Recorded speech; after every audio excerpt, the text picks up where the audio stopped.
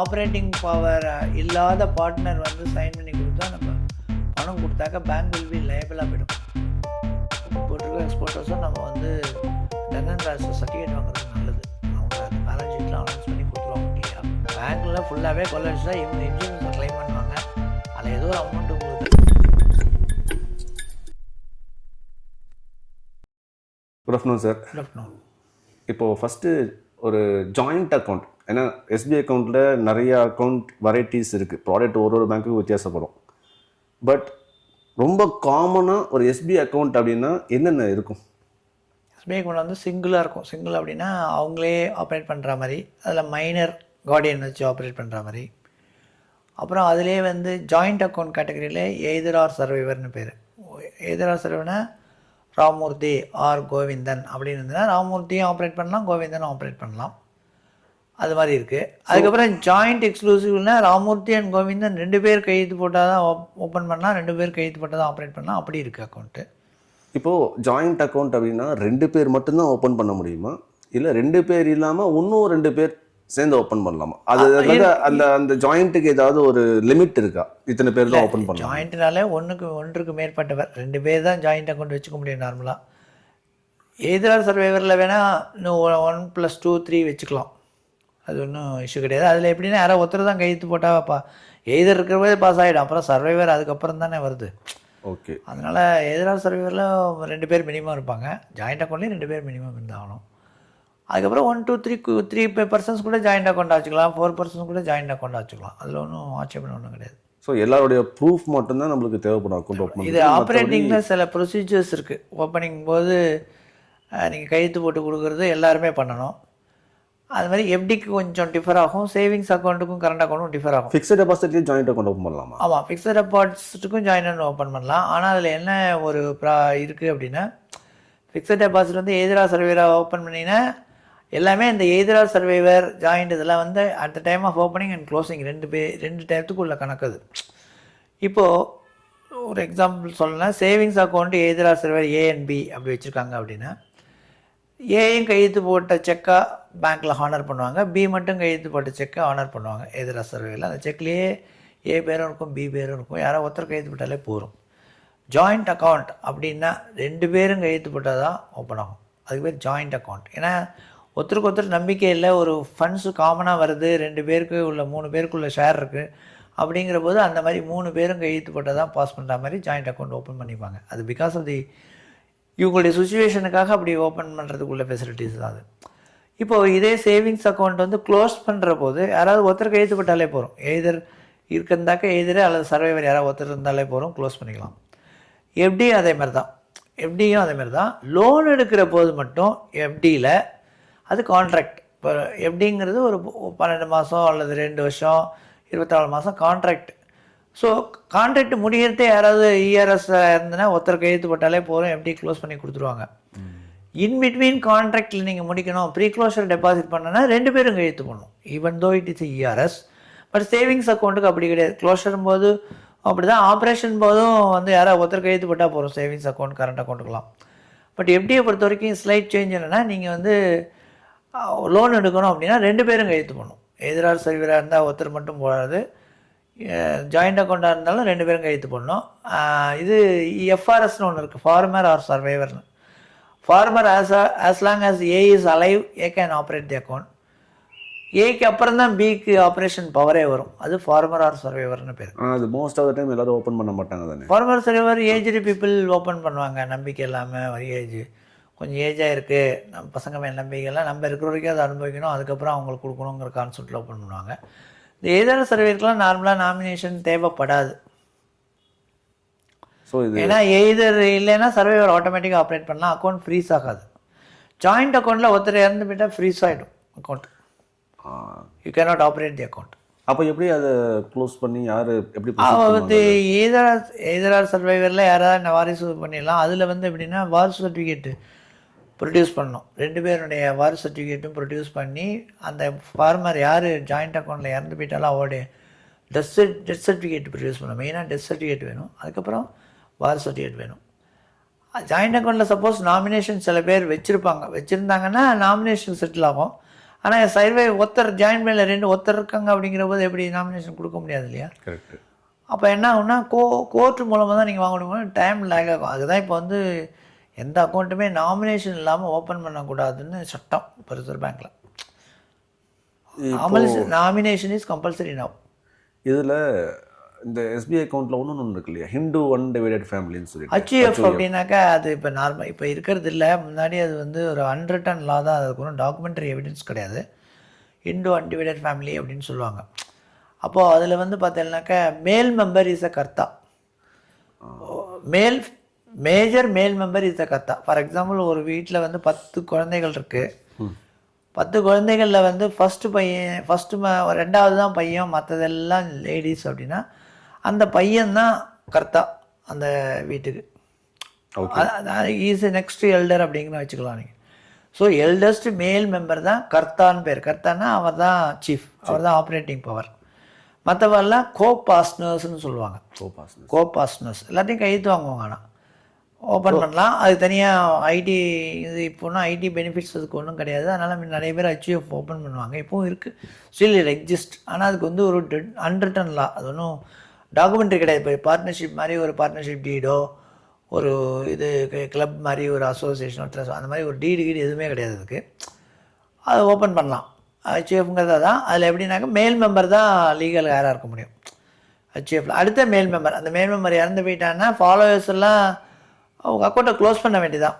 Mostly இப்போ அந்த HUFன்னு இருக்காங்கன்னா அவங்க எல்லாருடைய ப்ரூஃபும் வாங்கி நீங்கள் அக்கௌண்ட். ஆமாம், எல்லாருடைய ப்ரூஃப் வாங்கணும். ஆப்ரேட்டிங் பவர் மட்டும் இந்த யார் அவங்களுக்கு மட்டும் இல்லை, ஓப்பனிங் போது எல்லாருடைய கையெழுத்து வாங்கணும். ஏன்னா அடுத்த டைம் க்ளோசிங் போது நமக்கு தேவைப்படுங்கிறதுனால ஸோ ஃபோட்டோ எல்லா அக்கௌண்ட்டுக்குமே எல்லா இதுவும் வாங்குவோம்.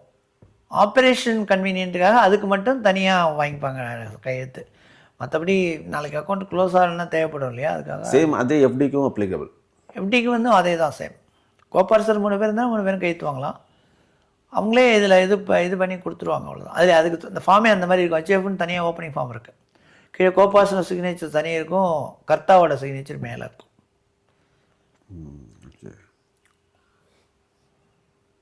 அதே மாதிரி இப்போ நிறைய நம்மளுக்கு மெயில்ஸ் எல்லாம் வரும், பேங்க்ஸ் வந்து நாமினேஷன் ஃபில் பண்ணுங்கள், கம்பல்சரி ஃபில் பண்ணுங்கன்னு சொல்லிட்டு. ஸோ இப்போ இந்த நாமினேஷன் வந்து யார் வேணாலும் போடலாம் இல்லையா, நம்ம ஃபேமிலி ரிலேட்டடாக இருக்கணும். நாமினேஷன் வந்து ரிலேட்டிவ் பிளட் ரிலேஷன் அவசியம் கிடையாது. ரோட்டில் போகிற ஒரு பெக்கரை கூட நீங்கள் நாமினேஷன் ஆகலாம். பேங்கை பொறுத்த வரைக்கும் என்ன அப்படின்னா, நீ எங்கே என்ன சொல்கிறீங்களோ அது பிரகாரம் பேங்க் பணத்தை கொடுத்துரும். யாராவது எக்ஸ் பிளட் ரிலேஷனுங்கிறது அது உங்களுடைய விருப்பம். ஏன்னா நீங்கள் சம்பாதிச்ச போனால் யாருக்கு போய் சேரணுங்கிறது உங்களுடைய இதுதான். பட் நீங்கள் நாமினேஷன் வந்து ரிலேஷன்ஷிப் தான் இருக்கணுங்கிற கணக்கு கிடையாதுன்னு சொல்ல வரேன். ஏன்னா பேங்கை பொறுத்த வரைக்கும் அவங்க ரிலீவ் ஆகி கொடுத்துருவாங்க. அதுக்கப்புறம் அவங்களுக்குள்ள சண்டை டிஸ்பியூட் இருந்தது, பெரியப்பா பையன் சித்தப்பா பையன் அவன் இந்த போட்டேன்னா கோர்ட்டுமே அவங்க சரி பண்ணிக்கணும். பேங்கை பொறுத்த வரைக்கும் பேங்க் கையிலேருந்து பணத்தை கொடுத்துரும். ஏன்னா ஒருத்தருக்கும் பேங்க் வந்து அது கோர்ட்டுக்கெல்லாம் வந்து வாதாட முடியாதுங்கிறதுக்காக தான் நாமினேஷன் வந்து ஒரு குவிக் ப்ராசஸ். அது ஆனால் ப்ரூஃப் எதுவும் தேவையில்லை. நாமினேஷன் டெத் சர்டிஃபிகேட் வேணும். நாமினேஷனுக்கு ப்ரூஃப் என்ன, டேட் ஆஃப் பர்த் வேணும், மைனரா மேஜரான்னு கண்டுபிடிக்கணும்ல. அதுக்கு ஆமா, ஆதார் கார்டு வேணும். இப்போ நம்ம அக்கௌண்ட்லேருந்து இப்போ நம்ம நாமினேஷன் யார் போடுறோம், நாமினேஷன் நேம், அந்த நாமினிக்கு ஒரு ஐடென்டிட்டி வேணும் கம்பல்சரி. அது கம்பல்சரி வேணும். டேட் ஆஃப் பர்த்துக்கு ஒரு ப்ரூஃப் வேணும், மைனராக இருந்தால். டேட் ஆஃப் பர்த் தெரிஞ்சாதானே நாளைக்கு வந்து மைனராக கொடுத்துருக்கீங்க, கார்டியன் வந்து மைனராக இருக்குது அப்படின்னா மேஜர் இறந்து போயிட்டார், மைனர் பேரில் செட்டில் பண்ணோம் அப்படிங்கிற போது ஏஜ் ப்ரூஃப் இல்லையா. அப்போ அதுக்கு again we need to have a guardian. அதுலேயும் ஒரு கார்டியன் வரும். மைனராக நாமினி வச்சிங்கன்னா கார்டியன் ஒன்று போடணும், டேட் ஆஃப் பர்த் வேணும். இப்போது ஒரு என்ஆர்ஓ அக்கௌண்ட் ஓப்பன் பண்ணுறாங்க இல்லையா, அதுக்கு வந்து அங்கே மேக்ஸிமம் சில பேர் அங்கே வேலைக்கு போயிருக்கிறவங்க இருப்பாங்க, இல்லை ஸ்டூடெண்ட் விசா மூலமாக போனவங்களும் இருப்பாங்க. யாரெல்லாம் ஓப்பன் பண்ணலாம் ஆக்சுவலாக? ஸ்டூடெண்ட் விசாவில் இங்கே இப்போ இந்தியன் பாஸ்போர்ட் வச்சுட்டு வெளிநாட்டுக்கு வேலைக்கு போனவங்களும் ஓப்பன் பண்ணலாம். வேலைக்கு போனவங்க ஓப்பன் பண்ணால் சம்பாதிக்கிற பணத்தை இங்கே அனுப்புறதுக்கு தான் ஓப்பன் பண்ணுவாங்க. அதனால் அதுக்குள்ளே எவிடன்ஸ் வேணும். மெயினாக பாஸ்போர்ட் வேணும். பாஸ்போர்ட் இஸ் வேலிடு பாஸ்போர்ட்டாக இருக்கணும். வேலிட்னா டியூ டேட்டு எக்ஸ்பயர் ஆகாத பாஸ்போர்ட்டாக இருக்கணும். அதே மாதிரி விசா வந்து கரண்ட்டில் அது ஃபோர்ஸில் இருக்கணும். அந்த கரண்ட் லாஸ்ட் பேஜில் பாஸ்போர்ட்டில் விசா ஸ்டாம்ப் பண்ணியிருப்பாங்க, அந்த பேஜ் வேணும். 2 பாஸ்போர்ட் சைஸ் ஃபோட்டோ வேணும் ஆஸ் யூஷுவல். அப்போ ஓப்பனிங் ஃபார்ம் வந்து அதுக்கு தனியாக என்ஆர்ஐக்கு தனியாகவே இருக்குது. ஆன்லைன்லேயே நீங்கள் எல்லாம் ஃபில் பண்ணிடலாம். அங்கேருந்தே ஓவர்சீஸ்லேருந்து அமௌண்ட்டை கிரெடிட் பண்ணணும். ஸோ நீங்கள் அப்படிங்கிற போது என்ன பண்ணணும்னா, நீங்கள் வந்து அதை இங்கே யார்ட்டையாவது தெரிஞ்சவங்கள்ட்ட கொடுக்கணும், இல்லை அந்த ஊர் செக்கை இங்கே அனுப்பணும். ஸோ அந்த செக்கை வச்சு தான் ஓப்பன் பண்ணுவோம். இனிஷியலாக கேஷ் இல்லாமல் அக்கௌண்ட் ஓப்பன் பண்ணக்கூடாது. அங்கே ஒரு அக்ரிமெண்ட்னாலே ஸ்டார்ட் வித் கேஷ் தான். இப்போ வந்து நோ ஃப்ரில் அக்கௌண்ட்டுன்னு இந்த ரூரல் ஏரியாவில் அவங்கள வந்து ரொம்ப பேக்வேர்டு ஏரியாவில் உள்ளவங்கள மேலே கொண்டு வந்து அவங்களுக்கு பேங்கிங் நாலேஜை கொண்டு வரதுக்காக கவர்மெண்ட் வந்து நோ ஃப்ரில் அக்கௌண்ட் அதை அவங்கள இம்ப்ரூவ் பண்ணுறதுக்காக கொண்டு வந்தது அது. நோ ஃப்ரில் அக்கௌண்ட்டுக்கு வந்து கேவைசி கிடையாது. இவங்களே பேங்க்லேருந்தே ஒரு கரஸ்பாண்டன்ட் அங்கே போயிட்டு ஃபோட்டோ எடுத்துகிட்டு அவங்களே வச்சு அப்படியே ஓப்பன் பண்ணி கொடுத்துருவாங்க. ஸோ எவ்ரி வீக்கு அந்த அந்த யார் அந்த கான்ட்ராக்ட் எடுத்துருக்காங்களோ அந்த பேங்க்குக்கு அவங்க ஒரு அமௌண்ட் எடுத்துகிட்டு ஒரு பர்டிகுலர் டே அன்றைக்கி அந்த ஊருக்கு அந்த வில்லேஜுக்கு விசிட் பண்ணுவாங்க. ஒரு ரேகையை வச்சு அவங்க பண்ணுவாங்க. அந்த இன்ஸ்ட்ருமெண்ட்ஸில் ரேகை கையை தம்பு பிரச்சனை வச்சு எவ்வளோ பணம் வேணுமோ கொடுப்பாங்க. ட்ரான்சாக்ஷன் வந்து வெரி லெஸ் தான். அது மேக்ஸிமமே 10,000 தான் இருக்கும் அது ஆப்ரேஷன். இதுவே அது குறைஞ்சி தான் பண்ண முடியும். அதுக்கு மேலே பண்ண முடியாது. அதுக்கு முன்னாடி ரெகுலர் கேஎஃப்சி தேவைப்படும். அதுக்கு வந்து லிமிட்டட் ட்ரான்சாக்ஷன் தான். ஒரு மேக்ஸிமம் 10,000 வரைக்கும் இருந்ததுன்னா நோ ஃப்ரில்னு சொல்லுவாங்க. நோ ஃப்ரிலுக்கு மேலே போய்ட்டுனா 50,000 வரைக்கும்னா அதுக்கு மேலே 50,000க்கு மேலே உங்களுடைய ட்ரான்சாக்ஷன் ஒரு வருஷத்துக்கு போயிடுது அப்படின்னா அதை வந்து நீங்கள் ரெகுலர் கேஒய்சி கொடுத்து ரெகுலர் அக்கௌண்ட்டாக மாற்றணும். அதுக்கு பேர் ஸ்மால் அக்கௌண்ட்டுன்னு பேர். ஸ்மால் அக்கௌண்ட்டு செக் புக் கிடையாது. இது மாதிரி அவங்க வந்து இந்த அந்த ATM card normal ATM visa நம்ம கார்டுன்னு கிடையாது. அவங்க சும்மா ஒரு இது மாதிரி கொடுப்பாங்க. இவங்க போனாக்கா இவங்க அந்த அந்த அந்த பாஸ்புக்கு வச்சுட்டு அந்த நம்பர்லாம் போட்டு இவங்க எல்லாம் பண்ணிவிடுவாங்க அந்த ஏஜென்ட். ஸோ அவங்க சைன் பண்ண எவ்வளோ ரூபா வேணுமோ அவங்களே அந்த மிஷினில் அடித்து கொடுத்துருவாங்க. அங்கேயே ஏடிஎம் மாதிரி கிடையாது. அது ஒரு டைப் ஆஃப் மெக்கானிசம் தான். இப்போது கார் பார்க்கிங்லாம் போனால் ஒரு டோக்கன் கொடுக்குற மாதிரி அந்த மாதிரி ஒரு மெக்கானிசம் தான். அவங்க வந்து ஆத்தரைஸ்டு ஏஜென்ட் இதாக இருக்காங்க. எப்படி இருப்பாங்க, பிஸ்னஸ் அரேஞ்ச்மெண்ட்டாக இருப்பாங்க. அவங்களோட டைப் இருக்கும். அவங்க தான் போவாங்க. நேராக பேங்க் பீப்புளெலாம் அதுக்கு செலவு பண்ணி அனுப்புறதில்ல. அவங்க பிஸ்னஸ் அரேஞ்ச்மெண்ட்டுன்னு சொல்லுவாங்க. அவங்க தான் அங்கே போவாங்க. லேடிஸ் தான் 90% இருக்கும் அங்கே போவாங்க. செல்ஃப் ஹெல்ப் குரூப் இதுக்கெல்லாம் பண்ணுறது. இப்போது ஒரு எஸ்பிஐ அக்கௌண்ட்டை பொறுத்த வரைக்கும் நம்ம பார்த்துட்டோம். ஒரு இண்டிவிஜுவல் கரண்ட் அக்கௌண்ட் ஓப்பன் பண்ணலாமா? இண்டிவிஜுவல் கரண்ட் அக்கௌண்ட் ஓப்பன் பண்ணலாம். ஒன்றும் தேவை கிடையாது. அவங்க பேர்லேயே ஓப்பன் பண்ணலாம். அல்லது ராமன் கோ ராஜன் இஸ் எ ப்ரொப்ரைட்டர் அப்படின்னு இருந்தது அப்படின்னா லோக்கலில் உள்ள முனிசிபாலிட்டியில் நீங்கள் என்ன பிஸ்னஸ் பண்ணுறீங்களோ அதுக்கு ஒரு அத்தாட்சி வாங்கணும். முனிசிபாலிட்டியாக இருந்தால் லோக்கல் முனிசிபாலிட்டி, கிராம பஞ்சாயத்துனா கிராம பஞ்சாயத்து, டவுன்னா டவுன், சிட்டினா முனிசிபல் கார்பரேஷன். அங்கே போயிட்டு நம்ம வந்து அப்ளை பண்ணாக்கா அவங்க தருவாங்க. நான் இந்த மாதிரி போய்ட்டு பொட்டி கடை வச்சுருக்கேன், இல்லை ஒரு மளிகை கடை வச்சுருக்கேன், அல்லது ஹோட்டல் வச்சுருக்கேன் அப்படின்னு சொல்லி என்ன இதில் எல்லாத்தையும் டீட்டெயில்ஸ்லாம் எழுதி கேஒய்சி ப்ரொசீஜர்லாம் உண்டு அஸ் யூஷுவல் பேங்க்கில் இருக்க மாதிரி. அந்த டாக்குமெண்ட்ரி எவிடன்ஸ் எல்லாம் கொடுத்தீங்கன்னா அவங்க ஒரு லைசன்ஸ் மாதிரி ஜஸ்ட் ஒரு சர்டிஃபிகேட் ஒன்று தருவாங்க. அதுக்கு ஒரு ஃபீஸ் வாங்குவாங்க. அது வேலிடிட்டி பீரியடும் இருக்குது. 5 years once, in 3 years, 2 years renewal அப்படி இருக்குது. அது depends upon the nature of business. So எடுத்த உடனே லைஃப் லாங்காக அது கொடுக்க மாட்டாங்க லைசன்ஸ் மாதிரி. ஸோ அந்த லைசன்ஸ் காப்பி வேணும் ப்ரொப்ரைட்டருக்கு. ப்ளஸ் ஓவிடி வேணும். ஓவிடினா பாஸ்போர்ட்டு, ஃபோட்டோ, இது பாஸ்போர்ட் சைஸ் ஃபோட்டோ, பேன், அது மஸ்ட்டு. அதுக்கு கீழே உள்ளதெல்லாம் 6ல் ஏதாவது ஒன்று தரணும். அதில் என்ன ஆதார் கார்டு, பாஸ்போர்ட் வேலிடிட்டியான passport, driving license valid driving license, இல்லை இந்த என்ஆர்ஜிஏன்னு இருக்குது, இந்த நேரல் மகாத்மா காந்தி எம்ப்ளாய்மெண்ட் அந்த கார்டு, இல்லைன்னா கவர்மெண்ட்டில் எதுலையாவது வேலை பார்த்தீங்கன்னா அந்த கவர்மெண்ட்டுடைய ஐடென்டி கார்டு. இந்த மாதிரி ஒரு 6 இருக்குது. அந்த 6ல் ஒன்றும் மேலே உள்ள பேனும் ஒரு 2 ஃபோட்டோவும் முக்கியம் எந்த அக்கௌண்ட் ஓப்பன் பண்ணாலும். இன் அடிஷன் டு தட் இப்போது நீங்கள் கரண்ட் அக்கௌண்ட் ப்ரொவைடர்னால் இதில் கொடுக்கணும். கரண்ட் அக்கௌண்ட் உங்கள் நேம்லனா அதுக்கு உள்ள அப்ரோப்ரியேட் ஃபார்ம் தனியாக இருக்குது, அது வாங்கணும். ஜாயின் அக்கௌண்ட்னா ஜாயின் அக்கௌண்ட்க்கு ஃபார்ம் இருக்குது, அதில் 2 பேரும் கைட் பண்ணணும், அது கொடுக்கணும். பார்ட்னர்ஷிப்னால் தனி ஃபார்ம் இருக்குது. பார்ட்னர்ஷிப் லெட்டர்னு ஒன்று இருக்குது, பார்ட்னர்ஷிப் ஃபார்ம் ஒன்று இருக்குது. அதில் லெட்டரில் தனியாக வாங்குவோம். எத்தனை பேர் பார்ட்னர் இருக்காங்க, யார் ஆப்ரேட்டிங் பார்ட்னர் அப்படியெல்லாம் வரும். அது இந்த பார்ட்னர்ஷிப் டீட்டில் என்ன இருக்கோ அதே மாதிரி வரும். அதுக்கு தகுந்த கைத்து வாங்குவாங்க. அதுக்கு தனியாக ஸ்பெசிஃபன் கார்டு ஒருத்தருக்கும் ஒரு ஸ்பெசிஃபன் கார்டு உண்டு. அந்த ஸ்பெசிஃபன் கார்டுலேயும் கைத்து போடணும். ஃபோட்டோவும் கொடுக்கணும். ஆப்ரேட்டிங் பார்ட்னருக்கு மட்டும் ஃபோட்டோ கொடுத்தா போகிறோம். 2 பேர் 5-10 பேர் மோர் தேன் 2 தான் பார்ட்னர், மேக்ஸிமம் 20. அப்போ வந்து அந்த எல்லாருக்கும் இது ஃபோட்டோ தேவைப்படாது. யார் ஆப்ரேட் பண்ணாங்களோ அவங்க பார்ட்னர்ஷிப் டீடை மட்டும் கொடுத்துடணும். ஏன்னா அதுதான் எல்லாருடைய கையெழுத்து இருக்கும். அது ரிஜிஸ்டர்டு டீடாக இருந்தாக்கா பெஸ்ட்டு லோன் வாங்குறதுக்கு. அன்ரிஜிஸ்டர்டு பார்ட்னர்ஷிப் டீடாக இருந்ததுனாக்கா பேங்க்கில் வந்து லோன் தரத்துக்கு யோஜனை பண்ணுவாங்க. அதுமாரி ட்ரஸ்ட்டாக இருந்தாலும் ரிஜிஸ்டர்ட் ட்ரஸ்ட்டாக இருக்கணும், ட்ரஸ்ட்டு டீடு தரும். ஸோ இப்போ ப்ரொப்ரைட்டருக்கு இந்த லைசன்ஸு, பார்ட்னர்ஷிப்புக்கு பார்ட்னர்ஷிப் டீடு, அது ஷுட் பி ரிஜிஸ்டர்டு பெஸ்ட்டு. அதுக்கடுத்தது வந்து உங்களுக்கு ட்ரஸ்ட்டாக இருந்ததுன்னா ப்ரைவேட் ட்ரஸ்ட், பப்ளிக் ட்ரஸ்ட்டுக்கு ரிஜிஸ்டர்ட் ட்ரஸ்ட் தான். ரிஜிஸ்டருக்கும் ட்ரஸ்ட்டு டீடு போடணும். என்ன பர்பஸ்க்காக, ட்ரஸ்ட்டை பொறுத்த வரைக்கும் பர்பஸ் வேணும். என்ன பர்பஸ்க்காக, கம்பெனிக்கும் பர்பஸ் வேணும். ஸோ அந்த என்ன பர்பஸ் நீங்கள் அந்த ட்ரஸ்ட்டு டீடில் எழுதியிருக்கீங்களோ அது பிரகாரம் தான் பின்னாடி ஏதாவது உங்களுக்கு லோனுக்குன்னு தேவைப்பட்டதுன்னா வாங்க முடியும். ஃபார் எக்ஸாம்பிள் ட்ரஸ்ட் வந்து சும்மா ஒரு நாங்கள் வந்து எல்லாருக்கும் ஹெல்ப் பண்ணுறதுக்காக சாப்பாடு போட போகிறோம், அதுக்காக தான் ஆரம்பிச்சிருக்கோம் அப்படின்லாம் பண்ணிவிட்டு திருப்பி வந்து அந்த ட்ரஸ்ட்டிகிட்ட வச்சு ஒரு லெவல் ஆனோன்னு சரி ஒரு கல்லூரியும் கட்டுவோம் இல்லை ஒரு ஸ்கூல் கட்டுவோன்னு நீங்கள் முன் வந்து அதுக்கு பேங்க்கு லோன் போனீங்கன்னா அவங்க லோன் தரமாட்டாங்க. நீங்கள் வந்து அந்த ட்ரஸ்ட்டு டீடை வந்து நீங்கள் ஆல்டர் பண்ணணும், அமெண்ட்மெண்ட் பண்ணணும். அமெண்ட்மெண்ட்டுக்கு ரிஜிஸ்டர்னால் திருப்பி அமெண்ட்மெண்ட் பண்ணி ரிஜிஸ்ட்ரேஷன் பண்ணணும். இந்த மாதிரி நாங்கள் வந்து இனிஷியலாக ட்ரஸ்ட் இதுக்கு தான் ஸ்டார்ட் பண்ணியிருந்தோம். இப்போ வந்து நவ் கொஞ்சம் ட்ரஸ்ட்டில் ஃபண்ட்ஸ் இருக்கிறனால we are going to develop ஸ்கூலோ காலேஜோ இல்லை மெடிக்கல் காலேஜோ இன்ஜினியரிங் காலேஜோ என்ன நீங்கள் பண்ணுறீங்களோ அந்த ட்ரஸ்ட்டில் அது இடம் பெற்றிருக்கணும். அதுமாதிரி கம்பெனிக்கும் இதே கேஸ் தான். கம்பெனிக்கும் articles of association, memorandum association 2 document முக்கியம். ஆர்டிகல்ஸ் ஆஃப் அசோசியேஷனுங்கிறது அந்த கம்பெனியுடைய ரூல்ஸ் அண்ட் ரெகுலேஷனை பற்றி பேசுகிறது. மெமோரண்டம் அசோசியேஷனுங்கிறது என்ன பர்பஸ்க்காக அந்த கம்பெனி ஸ்டார்ட் பண்ணுது அப்படிங்கிறது. கம்பெனியை பொறுத்த வரைக்கும் மினிமம் 2 பேர் மேக்ஸிமம் இருக்கலாம். பப்ளிக் லிமிடெட் கம்பெனினா டேரக்டரை பொறுத்தவரை 7 இருக்கணும். இதில் வந்து மினிமம் 2 பேர் கண்டிப்பாக இருப்பாங்க. ஸோ ஆர்ஓசி தான் அதுக்கு வந்து பர்த் சர்டிஃபிகேட் எடுத்துருவாங்க. ரிஜிஸ்டர் ஆஃப் கம்பெனிஸ்னு எல்லா ஏரியாலையும் இருக்குது. ஒரு டிஸ்ட்ரிக்ட் ஹெட் குவார்ட்டர்ஸ்லேயே ஆல்மோஸ்ட் இருக்குது. தமிழ்நாடு தின்னா கோயம்புத்தூரில் இருக்குது, சென்னையில் இருக்குது, மதுரையில் இருக்குது.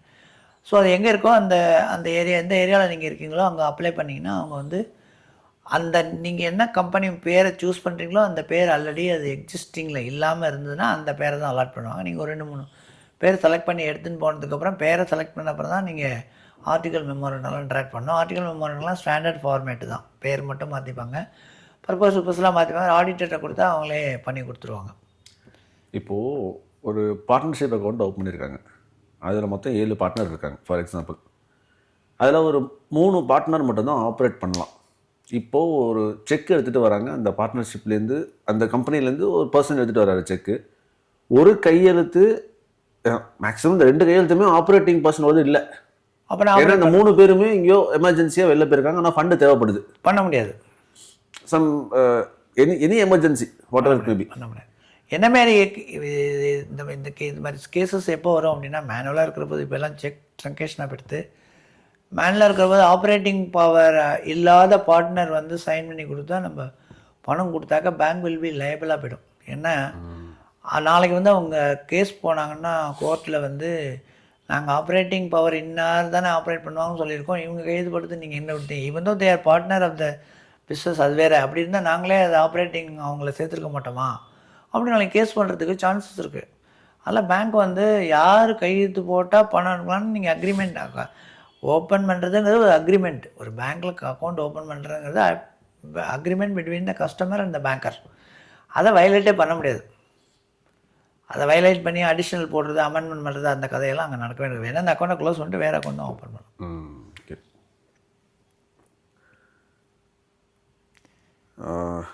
ஓகே, இப்போது பார்ட்னர்ஷிப் போடுறது ஓகே. இப்போது பார்ட்னர்ஷிப் டீடு எல்லாம் பார்த்துட்டோம்.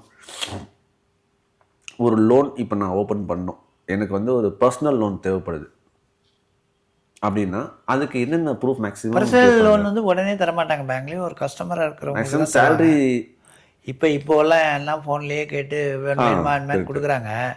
அது it is not healthy practice. அது அவங்க கஸ்டமர் யாருன்னு தெரியாது, அவங்களுடைய கிரெடிட் ஒர்த்தினஸ் தெரியாது, ஒன்றுமே தெரியாது. அப்படிங்கிற போது அதுதான் வந்து என்பிஏவாக போகிறது, நான் பர்ஃபார்மிங் அசட்டாக போகிற காரணம். பேங்க் வந்து நிறைய ரீசன்ஸ் என்னென்னா இந்த மாதிரி எல்லாமே வந்து ஒரு காம்படிட்டிவ் என்விரான்மெண்ட்டில் பிஸ்னஸ் டெவலப் பண்ணணுங்கிறதுக்காக ஏஜென்ட்ஸ் எல்லாம் ஃபிக்ஸ் பண்ணி அவங்க பேங்க் ப்ராடக்டை பற்றி தெரியாது, என்னன்னு தெரியாது. 16%, 17%, 20% சார்ஜ் பண்ணுவாங்க. ப்ரீ க்ளோஷர்னால் ஒரு சார்ஜ் பண்ணுவாங்க. எல்லாம் உங்களுக்கு வந்து 0% அப்படின்னு முன்னாடி சொல்லுவாங்க. பார்த்தீங்கன்னா அதில் ஹிடன் சார்ஜஸ்லாம் இருக்கும். அதுதான் இப்போ வந்து ஆர்பிஐ என்ன சொல்லியிருக்காங்க அப்படின்னா, நீங்கள் அக்கௌண்ட் ஓப்பன் பண்ணுறதோ லோன் அப்ளிகேஷன்லேயே எல்லாத்தையும் நீங்கள் ஸ்பெசிஃபை பண்ணிடணும். ப்ராசஸிங் ஃபீஸ் எவ்வளோ வாங்குவீங்க, ப்ரீ க்ளோஷர் பெனால்ட்டி உண்டா கிடையாதா, அதெல்லாம் நம்ம சொல்லணும். ரேட்டு வந்து ஃப்ளோட்டிங் ரேட்டா ஃபிக்ஸட் ரேட்டா, 2 ரேட் இருக்குது பேங்க்லலாம். ஒரு எபிசோடில் கூட நான் சொல்லியிருப்பேன், சில ரேட் வந்து அந்த ரிப்போ லிங்க் பண்ணி வச்சுக்கிறாங்க. ஏன்னா இவங்களுக்கு ஒரு மார்ஜின் வந்து ஒரு 2.7% இவங்களுக்கு செலவுக்கு மார்ஜின் தேவைப்படுது. அதை ஆட் பண்ணிவிட்டு அந்த ரேட் என்னவோ அதோட 2.7 அந்த 3 ஆட் பண்ணிட்டா அப்படியே டக்குன்னு ஃபிக்ஸ் பண்ணிடுவாங்க. RBI இன்றைக்கி ரேட் ஏற்றினா உடனே இந்த சேம் 50 பேசிஸ் பாயிண்ட்ஸ் அப்படி ஏற்றுறாங்க. பாதி பேர் வந்து அதை அப்சர்வ் பண்ணுறாங்க, அதை வந்து பாஸ் ஆன் பண்ணுறதில்ல கஸ்டமருக்கு. இப்போது ரிப்போ ரேட் வந்து 0.50 குறைஞ்சுன்னா கஸ்டமருக்கு பாஸ் பண்ணாங்கிறது தான் reserve bank of India the purpose of reduction rate of interest.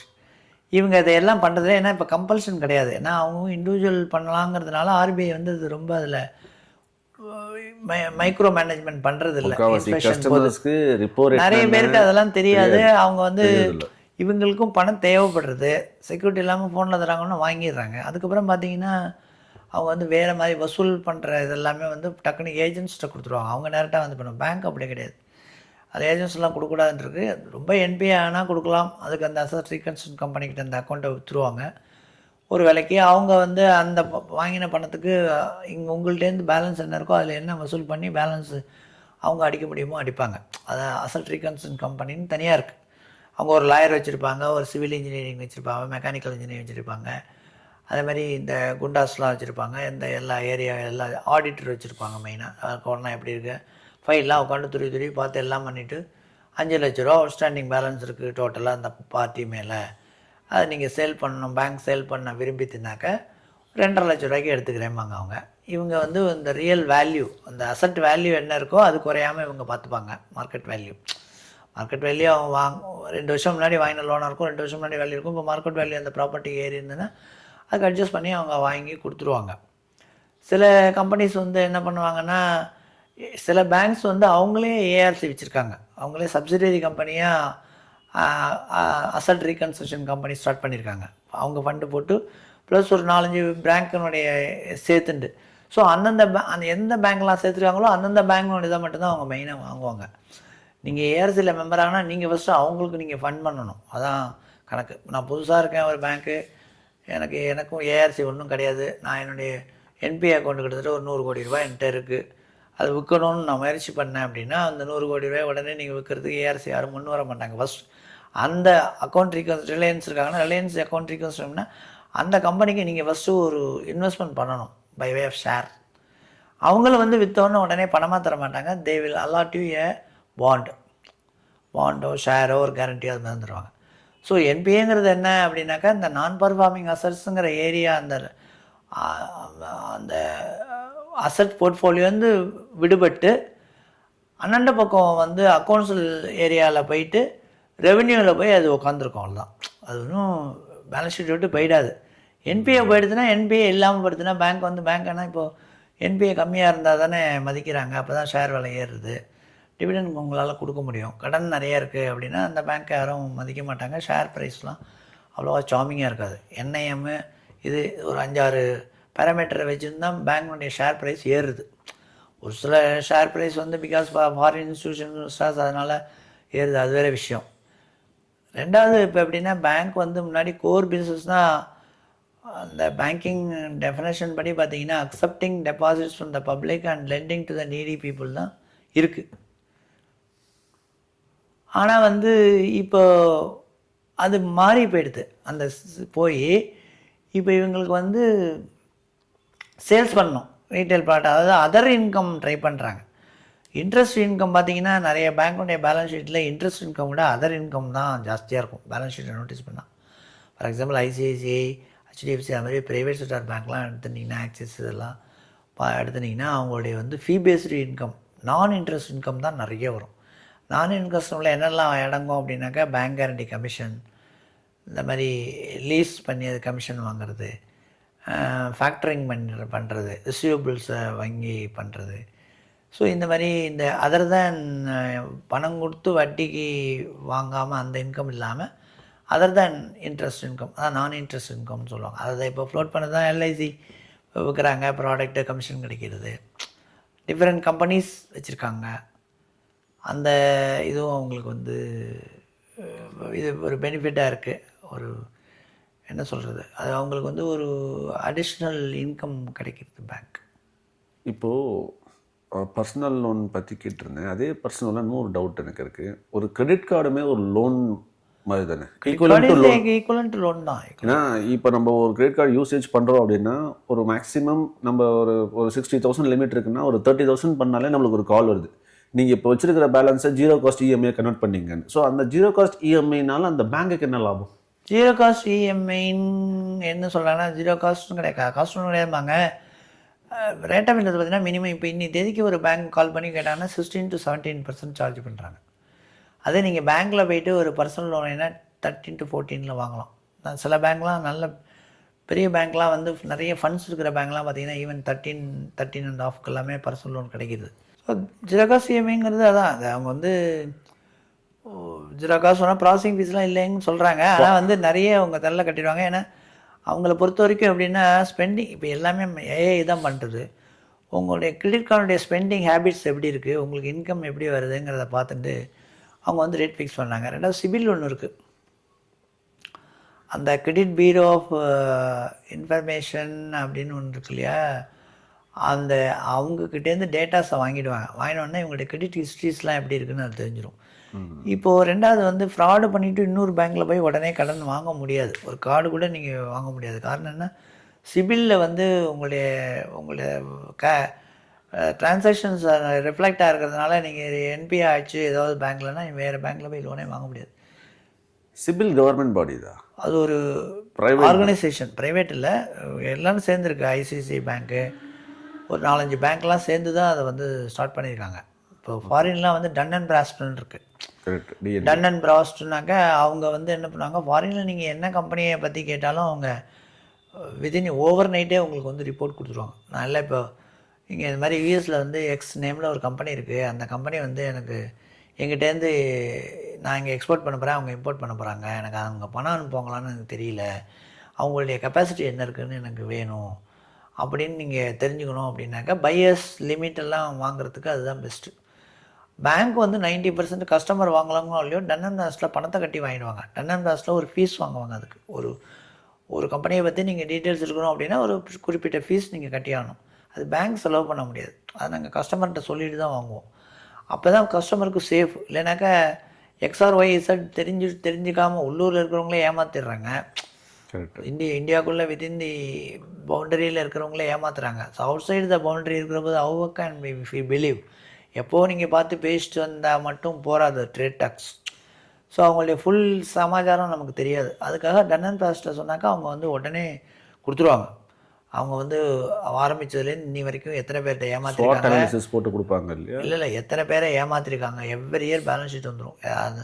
ஒரு இயரும் எத்தனை கம்பெனிஸ் பண்ணிடுறாங்க, எப்படி கண்டினியூட்டி இருக்கா பிஸ்னஸில், இது வரைக்கும் ஏதாவது தொய்வு வந்து எத்தனை கம்பெனிஸ் இது மாதிரி இம்போர்ட் பண்ணி ஏமாற்றிருக்காங்க போகிறது எல்லா டீட்டெயில்ஸும் அதில் வந்துடும். பிளாக் லிஸ்டடா அதெல்லாம் தெரியணும் நமக்கு. பிளாக் லிஸ்டட் இங்கே உள்ளது இந்தியன் தெரியும், அங்கே உள்ளது தெரியாது. ஃபாரின் உள்ள பிளாக் லிஸ்ட்லாம் வந்து டன் அண்ட் பிராஸ்ட் மூலமாக நீங்கள் அணுகினா தான் தெரியும். அப்போ தான் பையர்ஸ் லிமிட்டே வாங்க முடியும். நார்மலாக இம்போர்ட்டருக்கும் எக்ஸ்போர்ட்டர்ஸும் நம்ம வந்து டன் அண்ட் பிராஸ்ட் சர்டிஃபிகேட் வாங்குறது நல்லது. அவங்க அந்த பேலன்ஸ் ஷீட்லாம் அனௌன்ஸ் பண்ணி கொடுத்துருவாங்க கிளியராக. இது வந்து ஏ கிரேடு, இது பி கிரேடு, இது கொஞ்சம் பார்த்துக்கணும் அப்படின்னு அவங்களே சொல்லிடுவாங்க. ஸோ பேஸ்டாக அந்த டேட்டா தான் நம்ம இவங்களை நம்ம சேஃப்டி பண்ண முடியும். அதர்வைஸ் நம்ம இவங்ககிட்ட செக்யூரிட்டி வாங்கி நம்ம எல்சிஓ இதெல்லாம் கொடுத்துட்டோம், ஃபாரின் எஃப்எல்சி எல்லாம் கொடுத்துட்டோம்னாக்கா நாளைக்கு அங்கேருந்து பேமெண்ட் வரல அப்படின்னா நம்ம இவங்கள தானே பாதிக்கும். ஸோ ரெண்டாவது கண்ட்ரிக்கே பாதிக்கும். ஏன்னா பிகாஸ் கண்ட்ரியுடைய ஃபண்ட்ஸ் இஸ் கோயிங் அவுட். இந்த சென்ஸ் குட்ஸ் அண்ட் சர்வீசஸ் மூலமாக வெளிநாட்டுக்கு போகிறது. அதுக்குள்ளே பணம் வந்து உள்நாட்டுக்கு வந்து ஆகணும். எனி எக்ஸ்போர்ட் வந்து ப்ராசஸ் வந்தாகணும். மேபி 10% 15% போனால் கூட மிச்சம் வந்தாகணும். இந்த எஃப்ஓபி வேல்யூவில் அந்த இன்வாய்ஸ் வேல்யூவில் பணம் நமக்கு வந்தாகணும். திரும்பி 90 டேஸ்க்குள்ளே வரணும். மேக்ஸிமம் 180 டேஸ் தான் அதுக்கு. சில வந்து ரொம்ப பெரிய ஸ்டார் எக்ஸ்போர்ட்டராக இருந்தால் 1 இயர் வரைக்கும் தருவாங்க. அது மாதிரிலாம் தரமாட்டாங்க. 6 monthsக்குள்ளே money has to come back. Any transaction for that matter, ஜீரோலேருந்து. இப்போது இம்போர்ட்டுக்கு அதே தான், எக்ஸ்போர்ட்டுக்கு அதே தான். பர்சனல் லோன் மாதிரி இப்போது வேறு என்னென்ன டைப் ஆஃப் லோன்ஸ் இருக்குது? பர்சனல் லோனுங்கிறது இண்டிவிஜுவலுக்கு மட்டும், அதை தவிர பர்சனல் லோன் இண்டிவிஜுவலுக்கு வேறு எந்த லோனும் கிடையாது. இண்டிவிஜுவலுக்கு பர்சனல் லோன் தான் நீங்கள் வாங்க முடியும், வேறு என்ன வாங்க முடியும்? பர்சனல் லோன்லேயே பர்சனல் நேம்லேயே பிஸ்னஸ் கூட பண்ணலாம், நிறைய பேர் பண்ணலாம். இப்போ எக்ஸ் மேலே ஏ அப்படின்னு ஒருத்தன் பேர், ஏ பேர்லேயே பிஸ்னஸ் நடக்கலாம்.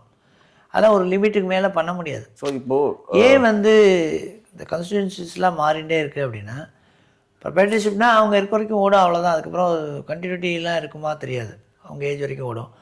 பார்ட்னர்ஷிப்லாம் அது மாதிரி எத்தனை பேர் பார்ட்னர்ஷிப் அவங்கெல்லாம் இப்போ ஒத்துமையாக இருக்கிற வரைக்கும் தான் ஓடும்.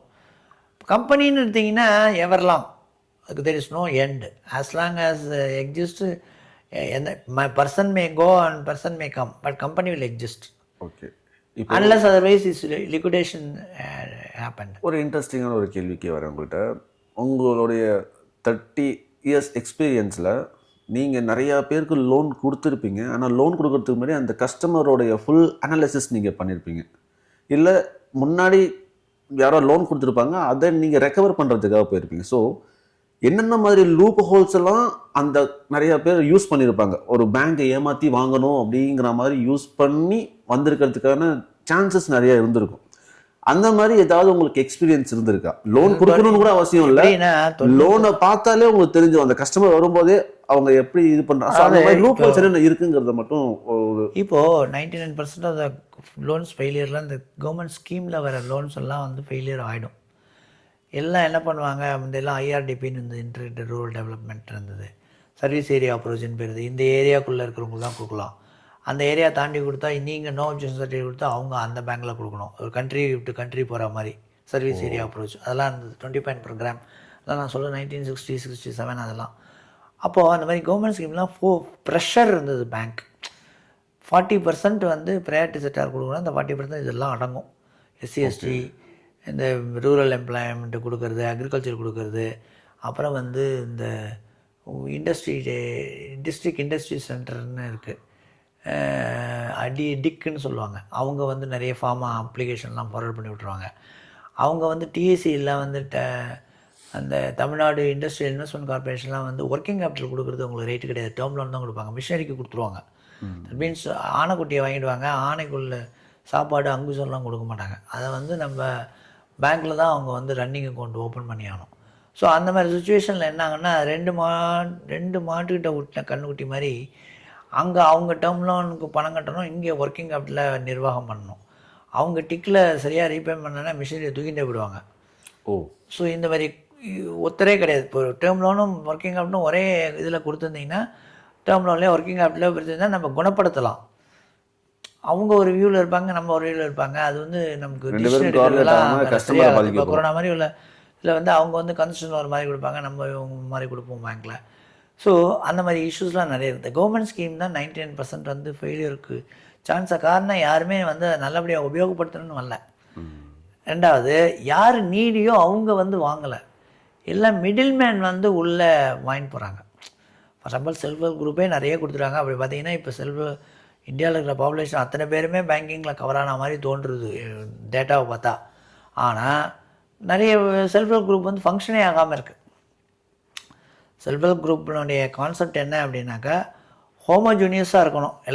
எல்லா லேடிஸும் 20 பேர் தான் அடிச்சுங்களேன், மேக்ஸிமம் 20 பேர் பண்ணுவாங்க செல்ஃப் ஹெல்ப் குரூப்பில் இருக்கலாம். மேக்ஸிமம் மினிமம் 2, 5 அப்படி. ஸோ அந்த குரூப்பில் 20 பேருமே வந்து இன்கம் வைஸ் சேம் இதாக இருக்கணும்.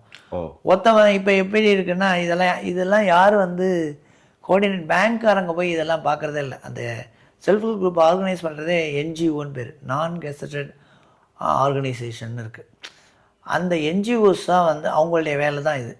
அவங்க பண்ணுற போது எப்படி மீட்டிங் கண்டக்ட் பண்ணணும், எப்படி லெட்ஜர் மெயின்டைன் பண்ணணும், மெம்பர்ஸ் எப்படி சேர்க்கணும், வீக்லி ஒன்ஸ் ட்வைஸ் எப்படி மீட்டிங், ஃபஸ்ட்டு இனிஷியலாக எப்படி ஒருத்தருக்கும் அமௌண்ட் வாங்கணும் சப்ஸ்கிரிப்ஷன். இப்போ உதாரணத்துக்கு ஒரு செல்ஃப் ஹெல்ப் ஸ்டார்ட் பண்ணோம் அப்படின்னா, ஒரு 10 பேரை வச்சு ஸ்டார்ட் பண்ணுறீங்கன்னா, அந்த 10 பேருடைய வருமானமும் மந்த்லி வருமானமோ வீக்லி வருமானமோ ஒரே மாதிரி இருக்கணும். இப்போ வந்து ஒருத்தனுக்கு வந்து வாரத்துக்கு டெய்லி கூலி வேலைக்கு போகிறாரு, 200 ரூபா வாங்குறாரு. ஒருத்தர் வந்து எங்கேயோ ஒரு பெரிய பணக்காரராக இருக்காது, 50,000 20,000 ஒரு டே கிடைக்கிறது. அவங்கள போய் நீங்கள் குரூப் மெம்பராக கேட்டிங்கன்னா இந்த குரூப் வந்து உருப்படாது. அவங்க என்ன பண்ணுவாங்க, அவங்க டாமினேட் பண்ணி இந்த பணத்தெல்லாம் எடுத்து அவங்க பிஸ்னஸ்க்கு யூஸ் பண்ணிடுவாங்க, இவங்களுக்கு கொடுக்க மாட்டாங்க. அதாவது it should be in homogeneous நேச்சர்னு பேர். அது இப்படியெல்லாம் அந்த ரூல்ஸ் எல்லாம் இருக்குது. அந்த ப்ராப்பர் ரூல் ஃபாலோ பண்ணி யாருமே மெம்பர்ஸை சேர்க்கறதில்ல. கிடைக்கிறத வச்சு பண்ணி அவங்க வந்து ஒரு பேங்க்கில் ஜாயின் பண்ணி விட்ருவாங்க. பேங்க் வந்து ஃபுல்லாக நம்ம மறுபடியும் இன்ட்ராக்ட் பண்ண வேண்டிய அவசியம் கிடையாது. ஒரு குரூப் ஃபார்ம் ஆகி அவங்க லெஃப்டரோடு வந்துட்டாங்கன்னா நம்ம லோன் கொடுக்கணும்னு ரூலு, நம்ம ரிஃப்யூஸ் பண்ண முடியாத காரணத்தை முன்னிட்டும். அதில் பேங்க்கில் வந்து இதனுடைய இன்ட்ரெஸ்ட் வந்து கம்மி, அந்த என்ஜிஓ தான் அதை பார்க்கணும். சில managers in addition to that இருக்கிற போது மீட்டிங் செவ்வாய்க்கிழமை மீட்டிங்னா செவ்வாய்க்கிழமை மீட்டிங் நடக்கிற போது சர்ப்ரைஸாக போய் பார்க்குற வழக்கம் உண்டு. மேனேஜர் பார்த்தா தான் அந்த குரூப் வந்து நல்லா செயல்படும். அவங்க தவறி பண்ணாங்கன்னா திருத்தறதுக்கான வாய்ப்பு இருக்குது. நம்ம தான் சொல்லணும். பேங்க் மேனேஜருக்கெல்லாம் இப்போ அவ்வளோ கூட அவகாசமே கிடையாது. அவங்கவுங்க வெவ்வேறு சமாச்சாரத்தில் இருக்கிறதுனால. ரெண்டாவது வந்து சிட்டியில் இருக்கிறவங்கள பனிஷ்மெண்ட்டுக்காக இங்கே போட்டுருவாங்க. அவங்களுக்கு லோக்கல் லாங்குவேஜ் தெரியாது, அவங்க என்ன பண்ணணும்னு தெரியாது, ஸ்கீம் பற்றி தெரியாது. அந்த மாதிரி இஷ்யூஸ்லாம் நிறைய இருக்குது கவர்மெண்ட்டு பேங்க்கில் பொறுத்த வரைக்கும். ஏன்னா அந்த பனிஷ்மெண்ட் ட்ரான்ஸ்ஃபருங்கிற போது அவங்க இந்த மாதிரி நிர்வாக ரீதியாக அது மாதிரி மாற்றினாங்கன்னா இந்த மாதிரி பேங்க்கினுடைய இதெல்லாம் பாதிக்கப்படும். கண்டினியூட்டியாக இருக்கிறவங்க மாற்றிடுவாங்க ஸ்டாஃபை. அப்போ புதுசாக வந்த ஸ்டாஃபுக்கு ஒரு இன்வால்மெண்ட் இருக்காது. அதனால் ப்ராப்பராக போய் பார்க்க மாட்டாங்க, கைட் பண்ண மாட்டாங்க. இப்போது செல்ஃப் ஹெல்ப் குரூப்லாம் நல்ல ஸ்கீமு. ஃபஸ்ட்டு இனிஷியலாக ஒரு 2 லட்சம் தராங்க அப்படின்னா அதுக்கு ஒரு 50,000 மானியம் ஃப்ரீயாக தராங்க. அது நல்லா கட்டிட்டிங்கன்னா அப்புறம் 5 லட்சம் 10 லட்சம் அப்படியே போயிட்டே இருக்குது.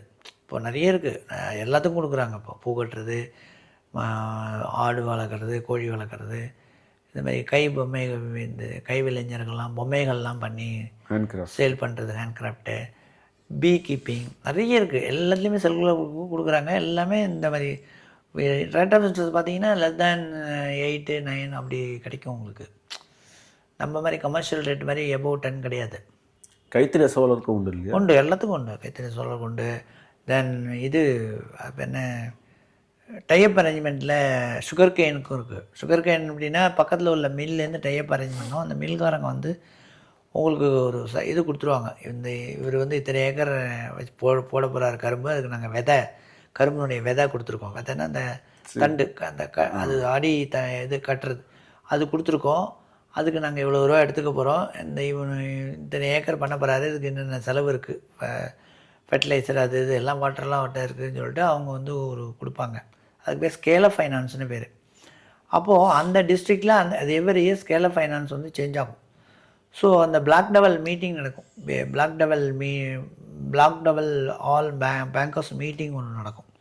பிஎல்பிசின்னு சொல்லுவாங்க, பிளாக் லெவல் டெவலப்மெண்ட் பேங்கர்ஸ் மீட்டிங்னு சொல்லுவாங்க. பிஎல்பிசி கமிட்டி அவங்க மீட்டிங் கண்டக்ட் பண்ணுறது. எல்லா பேங்க் அங்கே உள்ள அந்த ஏரியாவில் உள்ள பேங்க்கெல்லாம் அந்த மீட்டிங் அட்டன் பண்ணணும்.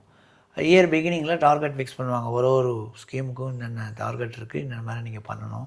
உங்கள் ஏரியாவில் உங்கள் ஏரியாவில் இத்தனை வில்லேஜஸ் நீங்கள் உங்கள் பேங்க் கண்ட்ரோலில் இருக்குது, இந்த வில்லேஜுக்கு என்னென்ன அலாட் பண்ணியிருக்கோன்னு சொல்லி ஸ்கீம் வைஸ் எல்லாம் அலாட் பண்ணி கொடுத்துருவாங்க. சுகர் கேனும் அது மூலமாகவே வந்துடும் நமக்கு. ஸோ சுகர் கேனில் அந்த இன்ஸ்பெக்டரை வந்து டேரெக்டாக எல்லாம் கொடுத்து டைப் அரேஞ்ச்மெண்ட்லாம் பண்ணிவிடுவாங்க. நமக்கு ஒரு பிரச்சனையும் கிடையாது. நம்ம வந்து இந்த ஸ்கேல் ஆஃப் ஃபைனான்ஸ் பிரகாரம் அந்தந்த வருஷத்துக்கு அது ஸ்கேல் ஆஃப் ஃபைனான்ஸ் மாற்றிகிட்டே இருப்பாங்க விலைவாசி ஏறுறதுனால. ஸ்கேல் ஆஃப் ஃபைனான்ஸ் என்ன அப்படின்னா நீங்கள் கேஷாக இவ்வளோ தான் கொடுக்கலாம், உரத்துக்கு இவ்வளோ ரூபா தரணும். உரத்துக்கு இவ்வளோ ரூபா தரணும்னா நீங்கள் you have to give check to இந்த யார் உரம் சப்ளை பண்ணுறாலும் அவங்களுக்கு, பெஸ்டிசைட் சப்ளை பண்ணுறவங்களுக்கு செக்காக கொடுக்கணும். கேஷ் போர்ஷன் எதுக்கு இவங்களுக்கு தேவைன்னா அந்த நிர்வாகத்துக்கு செலவு, மாட்டுக்கு தீனி போடணும் அல்லது வேறு ஏதாவது டிராக்டருக்கு அதுக்கு செலவு கொடுக்கணும் போகணும். அது மாதிரி அவங்களே ஸ்கேல் ஆஃப் ஃபைனான்ஸ் ஃபிக்ஸ் பண்ணுவாங்க. எல்லாத்தையும் டக்குன்னு 1 லட்ச ரூபா அலாட் ஆகிருக்குன்னா 1 லட்ச ரூபாயும் கேஷாக தூக்கி கொடுத்துடக்கூடாது. ஸ்கேல் ஆஃப் ஃபைனான்ஸ் உண்டு எல்லாத்துக்குமே. ஆல் பயிர்க்கடன்கள் எல்லாத்துக்குமே ஸ்கேல் ஆஃப் ஃபைனான்ஸ் இருக்குது. Based on the scale of finance தான் கொடுக்கலாம். பயிர்க்கடன் மாதிரி டிராக்டருக்கும் லோன் இருக்குது. சாக்ஸ் வந்து 6 ஆஃப் இயர்லி இன்ஸ்டால்மெண்ட் இருக்குது. ஹார்வெஸ்ட் சீசனோட லிங்க் பண்ணுவாங்க. அது வந்து 12 வருஷம் வரைக்கும் கொடுக்கலாம். 12 half yearly, that means 6 years maximum, 7 years, 14 half yearly கொடுப்பாங்க. அது ஹார்வெஸ்ட் சீசனோட லிங்க் ஆகும் ரீபேமெண்ட்டு. அதுவும் 90% எல்லாம். என்ன காரணம் அப்படின்னா நிறைய இடத்துல இருக்குது, எப்படி யாரையும் ஒன்றும் குத்தம் சொல்ல முடியாது. சீசனல் ரீசன் இருக்கும். பேங்க் மேனேஜர் டைம் நல்லா இருக்கணும், பேங்க் டைம் நல்லா இருக்கணும். அது ஏன்னா அக்ரிகல்ச்சர்ஸ் ஆப்ரேஷன்லாம் பேஸ்டாக அந்த இதுதான் மான்சூன் தான். அதில் ஃபெயிலியர் ஆச்சுன்னா கஷ்டம். அதெல்லாம் நிறைய ப்ராப்ளம்ஸ் இருக்க தான் இருக்குது. ஆனால் இருந்தாலும் பேங்க்லாம் ஹெல்ப் பண்ணுறாங்க நிறைய. ஏன்னா 7% யார் இன்ட்ரெஸ்ட் தரா? வெளியிலாம் வாங்கினீங்கன்னா 25% தான். இப்போ முத்தூட் ஃபைனான்ஸ், அந்த ஃபைனான்ஸ் எல்லாம் ஏவட்ட ஃபைனான்ஸ் கம்பெனிலாம் பார்த்திங்கன்னா நகை லோன்லாம் பார்த்திங்கன்னா கண்ணாமண்ண உடனே பணம் கொடுப்பாங்க. ஆனால் திருப்பி நகையை உங்களால் மீட்கவே முடியாது. ஆக்ஷனுக்கு தான் போகும். பார்த்திங்கன்னா ஆக்ஷன் தான் போகும்.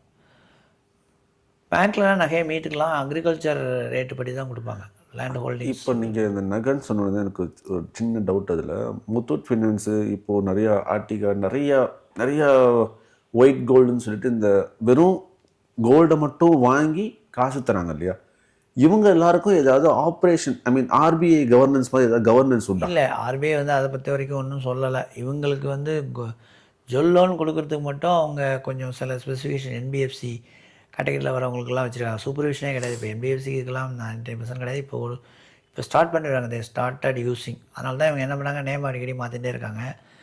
அவங்க வந்து எப்படின்னா ரேட் ஆஃப் இன்ட்ரெஸ்ட்லாம் அப்நார்மல். அவங்க எங்கேருந்து கேஷ் அவங்க வந்து அது இதில் 2 டைப் இருக்குது.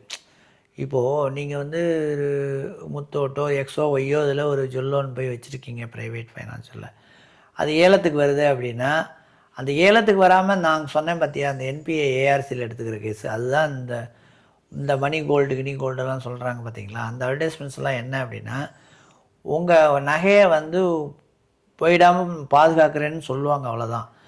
அவன் ஆட்டையை போடாமல் இது பதிலாக இவங்க ஆட்டையை போட்டுருவாங்க. அந்த பணத்தை நேராக பணத்தை எடுத்துன்னு போய் அவங்களுக்கு ஃபுல் பணம் கொடுத்து நகையை மீட்டுன்னு இவங்க வச்சுட்டுவாங்க. இந்த கம்பெனி பேர் மாறும், நகையுடைய ஸ்டேட்டஸ் எல்லாமே சேமாக தான் இருக்கும். அது இவங்க எதுக்கு இது வாங்குறாங்கன்னா, இவங்க அதை விற்றுட்டு மிச்சத்தை கேஷாக பண்ணிக்கலாம் அப்படின்னு அதை சேல் பண்ணுறாங்க. That means instead of going for auction, இவங்களே அதை இன்னொருத்தவங்க மூலமாக மீட்டுண்டு. இப்போது நான் கடன் வாங்கியிருக்கேன் பேங்க்கில், என்னால் அது மீட்க முடியலன்னா நான் ஒரு ஃப்ரெண்டுக்கிட்ட போய் பணத்தை வாங்கி, எக்ஸாம்பிள் தான் டிப்பிக்கல் எக்ஸாம்பிள். இப்போ நான் வந்து நான் போய் லோன் வாங்குகிறேன், ஜொல் லோன் ஒரு 10 சவரன் வச்சு வாங்கியிருக்கேன், என்னால் திருப்பி அந்த நகையை மீட்க முடியல.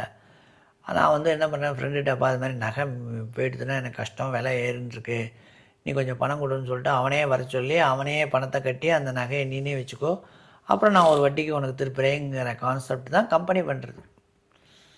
அதான் இந்த பெஸ்ட் மணி கோல்டு அது இதெல்லாம். அதுலேயும் நிறைய ப்ராப்ளம்ஸ் இருக்குது. அவங்க வந்து அதுக்கு ஃபுல் வேல்யூலாம் கொடுக்க மாட்டாங்க. இப்போ எந்த நகை கடைக்காரங்களுமே பியூரிட்டி வந்து பக்காவாக இருக்காது. எந்த கடையில் நீங்கள் ஜுவல் வாங்குறீங்களோ அந்த கடையில் இதை கொடுத்தா தான் நான் அதே விலைக்கு எடுத்துப்பேன்னு சொல்லுவாங்க. அந்த மாதிரி கான்செப்ட்டு. அதில் 90% 99 பியூரிட்டி எல்லாம் சொல்கிறாங்க, வாஸ்தவம் தான். ஆனால் அதில் வந்து அந்த combination of other than gold வந்து ஜாஸ்தியாக இருக்குது சில கம்பெனிஸ்லாம். ஏன்னா every individual cannot check with the machine, correct machine வச்சு செக் பண்ண முடியாது. எல்லா கடைகள்லையும் கொடுக்குறதுல அந்த மிஷின்லாம் கரெக்டாக இருக்கான்னு பகவானுக்கு தான் தெரியும். ஸோ அந்தளவுக்கு போகிற அளவுக்கு கஸ்டமருக்கு நாலேஜும் கிடையாது. நிறைய ஏமாத்துறாங்க, நிறைய பெரிய பெரிய. அது ஏன் காரணம் என்ன, அதில் நிறைய பணம் வருது, அது வந்து லாஸ் ஆகாது. இப்போ மாம்பழமாக நான் வியாபாரம் பண்ணேன்னா 2 நாள் ஆனால் அழுகி போய்டும், விற்று போடலாம், தூக்கி போட வேண்டியதான், இல்லை சாராய கடைக்கு தான் கொடுக்கணும். அதுமாரி வேறு மளிகை கடைன்னா மேக்ஸிமம் எக்ஸ்பயர் ஆகிடும், வெள்ளங்கள்லாம் அந்த மாதிரி ரொம்ப நாள் வச்சுக்க முடியாது, பூச்சி வந்துடும், அந்த மாதிரி ப்ராப்ளம்லாம் இருக்குது. இதுக்கு வந்து அழிவே கிடையாது, பாலிஷாக போட்டு திண்டே இருக்கலாம் இல்லையா. அதனால் அவங்க வந்து பண்ணுறாங்க. கவர்மெண்ட்டுக்கு அது ஒன்றும் மேக்ஸிமம் பெரிய ரெகுலேட்டரி இதெல்லாம் கொண்டு வந்தாலும் ஒன்றும் பெரிய லெவலில் செயல்படலை. அவங்க இம்போர்ட் பண்ணுறதுனால தான், பேங்க் தான் இம்போர்ட் பண்ணி கொடுக்குறாங்க. அதனால தான் இப்போது எக்ஸ்சேஞ்சு, ஃபாரின் எக்ஸ்சேஞ்ச் இதுவே நான் ஒரு பழைய இதில் சொல்லியிருக்கேன். இதாகிறதுலே because of import of oil and gold இம்போர்ட்னால தான் வந்து இந்தியாவுடைய ஃபாரின் எக்ஸ்சேஞ்சே ஜாஸ்தியாக ஆகுது. இல்லைன்னா நம்ம செல்ஃப் சஃபிஷியண்ட்டாக இருக்கும். இந்த 2 தவிர மிச்சம் எல்லாத்தையும் செல்ஃப் சஃபிஷியண்ட்டாக இருக்கும். இது 2ஐயும் அவாய்ட் பண்ணிட்டோன்னா we are in self sufficient. Okay. இப்போ லோனில் கரண்ட் அக்கௌண்ட்டு, இப்போது நான் ஒரு புதுசாக இப்போ தான் ஒரு தொழில் தொடங்க போகிறேன். எனக்கு அது என்ன தொழிலுங்கிற பற்றி ஐடியா இருக்குது. பட் நான் என்கிட்டேருந்து ஒரு கொலேட்ரல் வைக்கிறதுக்கு என்கிட்ட எதுவும் இல்லை. ஜஸ்ட் ஐடியா மட்டும் இருக்குது. அந்த ஐடியாவை மட்டும் வச்சு நம்பி ஏதாவது லோன் தருவாங்களா? கொலேட்ரல் ஃப்ரீ லோன் இருக்கே, கவர்மெண்ட் ஸ்கீம் இருக்கே. நான் என்ன இதில் சொல்லியிருக்கேனே, 50 லட்சம் வரைக்கும் கொடுக்குறோம். 50 லட்சம் இல்லை, ஐ திங்க் 50 crores வரைக்கும், 20 crores வரைக்கும் சொல்லியிருக்கேனே. 20 கோடி வரைக்கும் தராங்களே கொலேட்ரல் ஃப்ரீ. அதுக்கு வந்து கவர்மெண்ட் வந்து கேரண்டி கொடுக்குறது. சிஜிஎஃப்டின்னு கிரெடிட் கேரண்டி அப்படின்னு சொல்லிட்டு தனியாக ஒரு ஃபண்டு க்ரியேட் பண்ணாங்க. Government is creating a fund for that matter. So அவங்க வந்து இந்த இதுக்கு கேரண்டி தராங்க. அதனால தான் பேங்க் லோன் கொடுக்குறது. இல்லைன்னா 20 கோடிக்கு ப்ராப்பர்ட்டி இல்லாமல் பேங்க் அப்படி பணத்தை கொடுத்துட்டு உட்காந்துட்டுருக்கோம். அந்த கிரெடிட் கேரண்டி ஸ்கீமில் இந்த இது வருதான்னு பார்ப்பாங்க, அதுக்குள்ளே ப்ரீமியம் கட்டிப்பாங்க எல்லாத்துக்குமே. ஓகே. இப்போ பேங்க்லேயே பார்த்தீங்கன்னா உங்களுக்கு வந்து மேக்ஸிமம் 5 லட்ச ரூபா வரைக்கும் தான் நீங்கள் ஒரு பேங்க் ரொம்ப அட்மோஸ்ட் திவால் ஆகிடுத்தானே திருப்பி வாங்க முடியும் பணத்தை. ஒரு பேங்க்கில் ஒரு பர்சனுக்கு ஒரு டைமில் 5 லட்சம் வரைக்கும் இருந்தாமே இன்சூரன்ஸ் கேரண்டி இருக்குது. DGC, deposit insurance credit guarantee corporation இருக்குது. பேங்க்கில் வந்து நம்ம on behalf of the customer bank வந்து அதுக்கு ப்ரீமியம் கட்டுறது ஆனதில்லை சொல்கிறேன். இப்போ வந்து முன்னாடி 1 லேக்காக இருந்தது, இப்போ 5 லட்சமாக ஏற்றிருக்காங்க. ஸோ ஸோ நீங்கள் வந்து 1 கோடி ரூபா ஒரு பேங்க்கில் டெபாசிட் போட்டிருக்கீங்க அப்படின்னா மேக்ஸிமம் 5 லட்சம் தான் in case of failure of the bank உங்களுக்கு கிடைக்கும். அதுதான் விஷயம். ஆஸ் ஆஃப் நவ் இதுதான் ட்ரூத். ஆனால் ஆகாது, அது வேறு விஷயம். ஸோ எதுவுமே வந்து 100% இது கிடையாதுன்னு சொல்ல வரேன். ஓகே, 100% வந்து தீர்க்கமானது ஸ்டேட் பேங்க் ஆஃப் இந்தியா நம்ம பணம் போகாது அப்படின்னு கிடையாது. இப்போது ப்ராப்ளம் வந்தால் இந்த ஆறதுக்கான வாய்ப்புகள் இருக்குது. அப்போ ரிஸ்க் மேனேஜ்மெண்ட்டில் உங்கள் போர்ட்ஃபோலியோ வந்து 5 லட்சம் தான் மேக்ஸிமம் கிடைக்கும் ஒருத்தருக்கு, per individual per bank. Okay. இப்போது லோன்ஸ் ஓரளவுக்கு கவர் பண்ணிட்டேன். இப்போது லோன்ஸை ஒரு பக்கம் வச்சுட்டு பேங்க்கில் அதர் தென் லோன், சேவிங்ஸ், இந்த டெபாசிட் ஃபெசிலிட்டியை தவிர்த்து இன்னும் ஒரு ஃபெசிலிட்டி, லாக்கர் ஃபெசிலிட்டி, அதை பற்றி தான் எனக்கு ஒரு டவுட் இருக்குது. லாக்கரை பொறுத்த வரைக்கும் நம்ம என்ன பொருள் வைக்கிறோங்கிறது பேங்க் அதிகாரிகளுக்கு தெரியாது. பேங்க் அதிகாரிகளுக்கு தெரியாமல் அளவுக்கு தான் நம்ம லாக்கரில் வைப்போம். ஆனால் அந்த லாக்கரில் இருக்கிற பொருள் சேஃபாக இருக்குமா இல்லையா, இல்லை அந்த பொருள் என்ன வச்சுருந்தாலும் அதுக்கு பேங்க்கு தான் பொறுப்புன்னு அர்த்தமா? கிடையாது. பேங்க் வந்து இப்போ வீட்டை வாடகைக்கு விடுற மாதிரி தான். Locker is nothing but when you are renting a house. நீங்கள் வந்து நார்மலாக ஹவுஸை ரெண்ட் பண்ணிங்கன்னா எத்தனை டியூப்லைட் இருக்குது, எத்தனை ஃபேன் இருக்குது, க்ரீசர் இருக்குது, ஏசி இருக்குது, டிவி இருக்கா, ஃபுல்லி ஃபர்னிஷ்டு ஹவுஸ்னால் அதெல்லாம் நோட் பண்ணி நீங்கள் ரெண்ட் அக்ரிமெண்ட்டில் கொண்டு வருவீங்க. இது வந்து இந்த இடம் மட்டும்தான், அந்த சதுரம். Maximum space, big size locker, smaller size, medium சைஸ்னு 3 டைப்ஸ் இருக்குது. உங்களுக்கு வெள்ளி பாத்திரம் வைக்கினா பிக் சைஸில் கொண்டு போய் வைக்கலாம். நகைனா மீடியம் சைஸ் போகிறோம், மீடியம் சைஸ் ஸ்மால் போகிறோம். அப்போது அந்த சைஸ் இடத்த தான் வாடகைக்கு தராங்களே தவிர உள்ளே இருக்கிற பொருளுக்கு அவங்க ஜவாப்தாரியே கிடையாது. சப்போஸ் பேங்க்கில் லாக்கரை வந்து கொள்ளையடிச்சுன்னு போயிட்டாங்கன்னா நீங்கள் கிளைம் பண்ணுற போது நீங்கள் சொல்கிற நான் 5 பவுன் வச்சாலும் அப்படியெல்லாம் கொடுக்கறதுக்கான வாய்ப்பே கிடையாது. 100% ரிஸ்க்கு தான் அது. ஏன்னா நான் கிளைம் பண்ண முடியாது. பார்த்த வரைக்கும் ஆர்பிஐ ரூல், ஆர்பிஐ அது கிளியராக இருக்கு. ஆர்பிஐ அவங்க வாங்குற ரெண்ட் இன்டூ 200 அவ்வளோதான் கொடுக்க முடியும். அவங்க அதெல்லாம் அதை பற்றி அவங்க ஒன்றுமே சொல்லலை. இப்போ ஃபண்ட்ஸ் ரிட்டர்ன் பண்ணுறதை பற்றி அவங்க எதுவுமே சொல்லலை. அதுக்கு ஒன்றும் இன்சூரன்ஸ் மாதிரி 20% கிடையாது. பேங்க்கில் ஃபுல்லாகவே கொள்ளடிச்சா இவங்க இன்சூரன்ஸில் க்ளைம் பண்ணுவாங்க. அதில் ஏதோ ஒரு அமௌண்ட் உங்களுக்கு தருவாங்க, அவ்வளோதானே வழியே. நீ எத்தனை நகை வச்சுட்டியோ அத்தனை பிரகாரம் நான் ஏன்னா என்ன வச்சதே இவங்களுக்கு தெரியாது. ஏன்னா லாக்கர் சிஸ்டம் எப்படி அப்படின்னா, ஒரு கீ இவங்ககிட்ட இருக்கும், லாக்கருடைய கீ, இன்னொரு கீ மாஸ்டர் கீ மேனேஜர்கிட்ட இருக்கும். ஸோ 2 கீ ஒரு அட்டண்டன்ஸ் இருக்குது. ஃபஸ்ட்டு ஒரு அட்டண்டன்ஸில் கையெழுத்து போடணும். அதை தான் வெரிஃபிகேஷன் ஆஃப் சிக்னேச்சர் ஃபஸ்ட்டு. 2 பேர் ஆப்ரேட் பண்ணலாம், அதுக்கு மேலே பண்ணுறதுக்கு வாய்ப்பு இல்லை. ஒருத்தர் ஆப்ரேட் பண்ணுற ஒருத்தர்னா 2 பேர், இன்னொருத்தர் கூட போகக்கூடாது. நார்மலாக நாங்கள் அலோவ் பண்ண மாட்டோம். சில்ட்ரன்ஸ்லாம் அலோவ் பண்ணால் பபுள் கம்மை கொட்டி அந்த ஹோட்டலில் சொல்லிட்டு வந்துடுவாங்க. நாளைக்கு இன்னொருத்த வரவும் சாவியை போட்டு திறக்க முடியாது குழந்தைகள். அதனால் வந்து பூட்டிட்டு வரபோது நம்ம திரும்பி போகணும் அவனை ஆக்ஷன்டே. என்னென்னா இவர் லாக்கரை பூட்டுறதுக்கு முன்னாடி வேறு ஏதாவது ஒரு லாக்கு திறந்து அதை பூட்டிட்டு வந்துட்டாருன்னா அவங்களுக்கும் பிரச்சனை, இவங்களுக்கும் பிரச்சனை. அதனால தான் திறக்கிற போதும் ஒரு ஆஃபீஸர் போவார். முடிஞ்சுடுத்துன்னு அவர் சொன்னதுக்கப்புறம் இவர் உள்ளே போயிட்டு அவர் சாவி போட்டு இவர் சாவியும் க்ளோஸ் பண்ணால் தான் க்ளோஸ் ஆகும். அப்போ தான் ஐடென்டிஃபிகேஷன் தெரியும். எல்லாம் நம்பர்ஸ் தான் இருக்கும், அதில் கலர்ஸ் எல்லாம் ஒன்றா இருக்கும். அது ஒன்றும் பேர்கள்லாம் நீங்கள் ஒட்டிக்க முடியாது. அதனால் அந்த டைம் ஆஃப் ஓப்பனிங்கும் அந்த டைம் ஆஃப் க்ளோசிங்கும் ஒரு authorised officer will come along with you, along with the அந்த லாக்கர் ஓனர். லாக்கர் ஓனர் ஒருத்தர் தான் மேக்ஸிமம். 2 பேர் ஆப்ரேட் பண்ணால் 2 பேர் போவாங்க. அதுக்கு மேலே வந்து அலோடு கிடையாதுங்க. நீங்கள் சொல்கிற டோரை க்ளோஸ் பண்ணிவிடுவாங்க. கொள்ளையடிச்சுட்டு போனாலும் அது இல்லை, ஏதோ ஒரு நேச்சுரல் கெலாமிட்டியில் ஒரு வெள்ளம் நேச்சுரல் கெலாமிட்டிஸ் போனால் அதே சேம் ப்ரொசீஜர். நேச்சுரல் கெலாமிட்டிஸ்னால் எப்படின்னா ஃபயரில் போக வாய்ப்பு இல்லை. ஏன்னா அவங்க ஃபயர் ப்ரொடெக்டிவாக தான் காட்ரேஜில் சப்ளை பண்ணுறாங்க. எல்லாமே ஸ்டாண்டிங். இப்போ வெள்ளம் வருது இல்லைன்னா ஒரு வெள்ளம் வந்து டேமேஜஸ் ஆகும். பட்டு அதாவது அது மாதிரி ஷிஃப்ட் பண்ணுற போதும், பேங்க்கெல்லாம் ஷிஃப்ட் பண்ணுற போதும், பிரான்ச் பண்ணுற போதும் பேங்கர் வந்து நோட்டிஃபிகேஷன் கொடுத்துருவாங்க எல்லா கஸ்டமருக்கும். நாங்கள் வந்து we are going to shift, அதனால் லாக்கர்லாம் ஷிஃப்ட் பண்ண போகிறோம், நீங்கள் வந்து கைண்ட்லி டேக் பேக் யுவர் இதுன்னு சொல்லிடுவாங்க.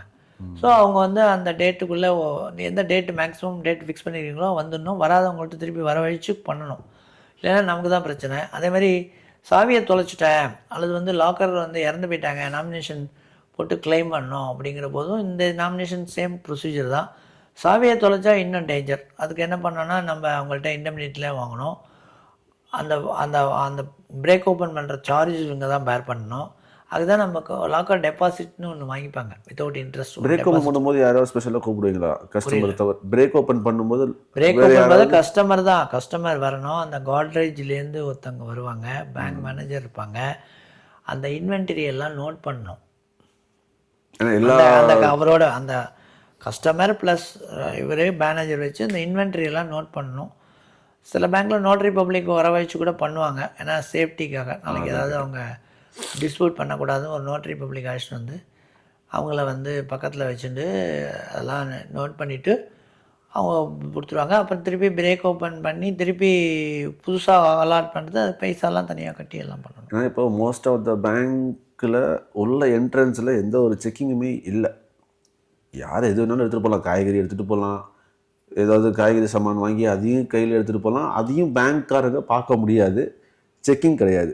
சப்போஸ் இப்போ ஒரு கஸ்டமர் வராரு, அந்த கஸ்டமருக்கும் அந்த பேங்க்காரங்களுக்கும் ஒரு பிரச்சனை, ஏதோ ஒரு வாக்குவாதம், அது கஸ்டமர் வந்து அதை டைரெக்டாக டீல் பண்ண முடியாமல் டைரெக்டாக லாக்கருக்குள்ளே போய் ஏதோ ஒரு அழுகிற பொருள் மாம்பழமோ இல்லை ஏதோ ஒரு ஃபிஷ்ஷோ இல்லைன்னா எக்கோ ஏதோ ஒன்று உள்ளுக்குள்ளே வச்சு புரியுது, அவர் பாட்டுக்கு போயிடுறாரு, அவருக்கு ஒரு வெல்தி கஸ்டமர்.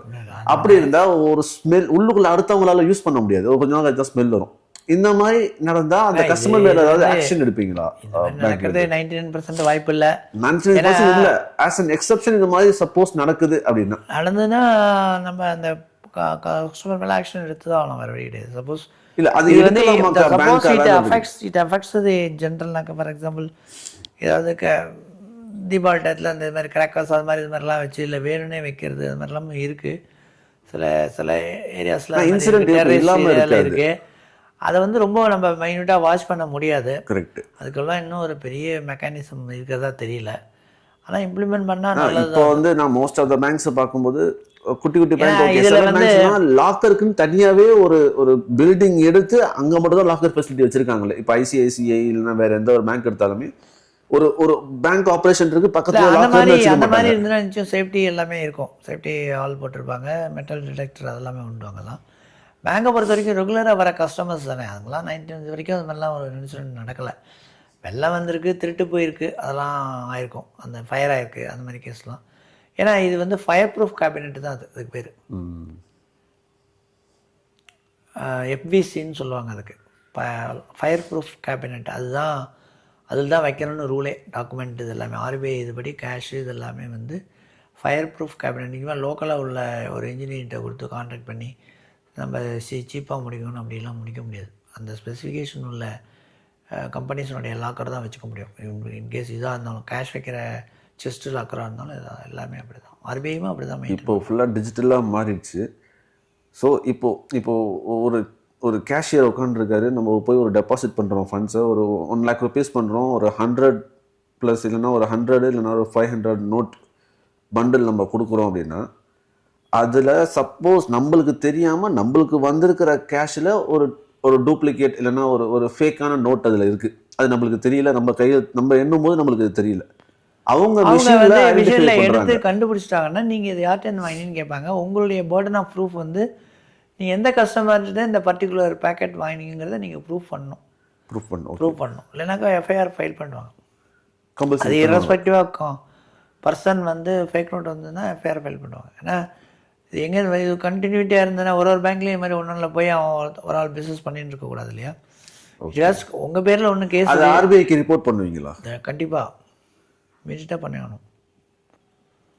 ஃபேக் நோட் தனியாக நிறைய ஃபார்மாலிட்டிஸ்லாம் நிறைய இருக்குது. அதுக்கு ரொம்ப தெரிஞ்ச கஸ்டமராக இருந்தால் கூட விட மாட்டாங்க. மேக்ஸிமம் அந்த ஃபேக் நோட்டை திரும்பி ரிட்டர்ன் கஸ்டமர்கிட்ட கொடுக்கணும்னு அவசியம் கிடையாது. டெஸ்ட்ராய் தான். they won't give back to the fake note to the customer. நாளைக்கு அதே நோட்டை உள்ளே வச்சு திருப்பி கொண்டு வருவோம். ஃபேக் நோட் வந்தால் கான்ஃபிஸ்கேஷன் தான். Note will be confiscated, cannot be returned. Besides that, action will be taken against the particular. அவனுக்கு என்ன பண்ணனா அவன் வந்து யார்கிட்ட வாங்கினங்கிறத ப்ரூவ் பண்ணணும். அவன் யார்கிட்ட வாங்கினா அப்படி போகும் அது செயினா. அதனால் it has to be FIRs to be registered. பண்ணுறதா நல்லது. அதுதான் போத் கஸ்டமருக்கும் சேஃபு, பேங்க்கும் சேஃப். ஏன்னா அதே கஸ்டமர் யாரும் அந்த கஸ்டமர்கிட்ட கொடுத்தானோ அவனே திருப்பி இன்னொன்று வந்து கொடுக்கறதுக்கு வாய்ப்பு இருக்குது.